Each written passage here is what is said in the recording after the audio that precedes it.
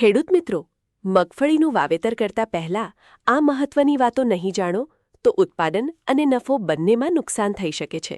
સૌથી પહેલા વાત કરીએ બિયારણની. હંમેશા પ્રમાણિત અને સારી ગુણવત્તાવાળું બિયારણ પસંદ કરો, કારણ કે સારો પાકની શરૂઆત સારા બીજથી જ થાય છે.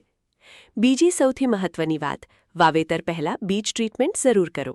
બીજ ટ્રીટમેન્ટ કરવાથી શરૂઆતના રોગ અને ફૂગથી બચાવ મળે છે અને ઉગાવ પણ સારો મળે છે. હવે વાત કરીએ જમીનની.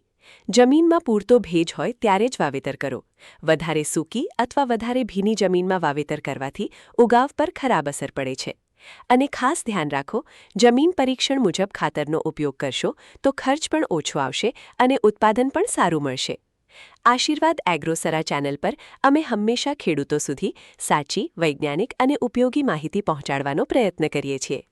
આ માહિતી દરેક મગફળી ઉગાડતા ખેડૂત સુધી જરૂર પહોંચાડજો. અને આવી જ ખેતી સંબંધિત માહિતી માટે આશીર્વાદ એગ્રોસરા ચેનલને ફોલો અને સબસ્ક્રાઇબ કરવાનું ભૂલતા નહીં.